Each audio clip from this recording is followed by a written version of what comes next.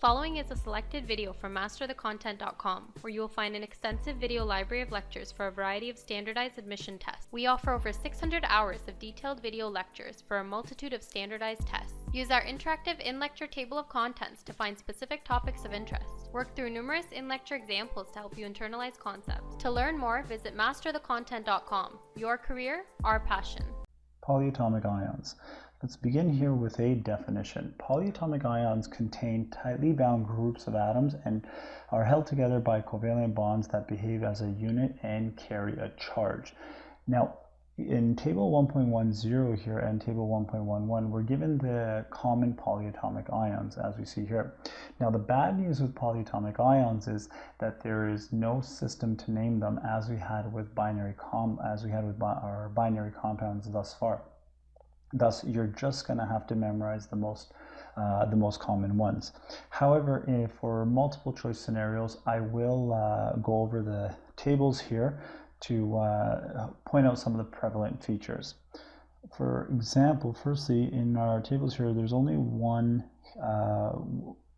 to be one cation present. That's the ammonium, as you see here. Secondly, most polyatomic ions have an ATE ending, or an ITE ending, and we'll talk a little bit more about that momentarily.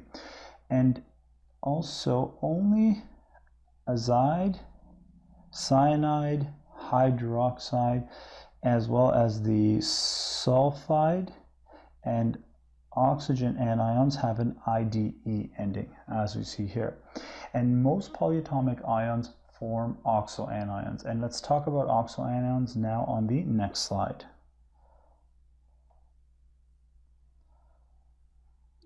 Here we are.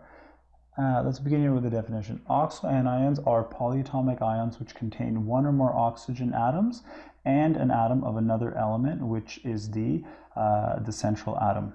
Now, when we have two oxoanions in a series, as we see here for nitrate and nitrite and sulfate and sulfite, note that the ITE ending is given to the polyatomic ion with less oxygens, with fewer oxygens, as we see here.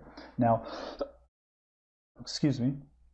the ATE ending is given to the polyatomic ion with more oxygens, as we see here.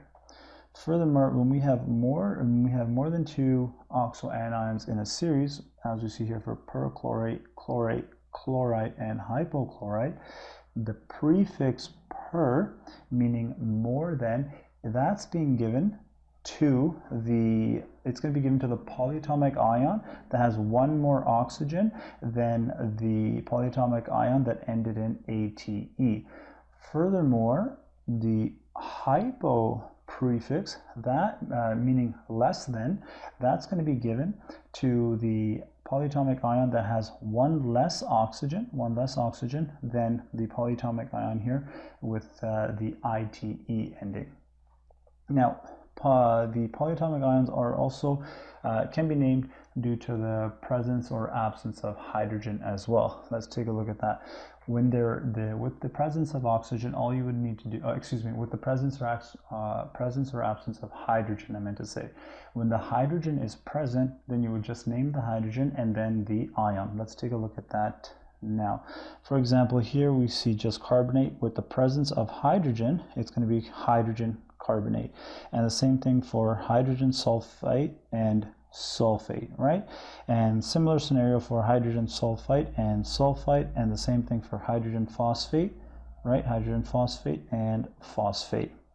Additionally, we should also take note of the fact that instead of having to write hydrogen, the polyatomic ions that in these types of scenarios that are named hydrogen carbonate, the prefix bi is just given. So instead of writing hydrogen carbonate, you may also see it written as bicarbonate. It's just good to know.